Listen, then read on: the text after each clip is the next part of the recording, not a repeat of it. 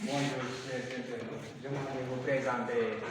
benn exposition boo xamante ni dañ ko defoon maintenant plan bi dañ ko jëloon comme GOSCO quoi donc GOSCO lañ ko defoon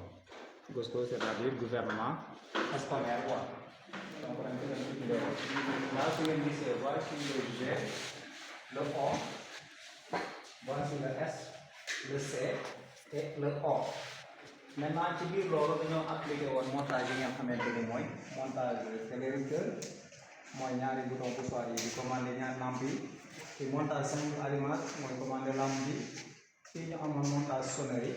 fii ñu amoon montage va-et-vient muy commandé deux lampes yi. Maintenant da ngeen di gis ne pour télérecteur bi moo yor bi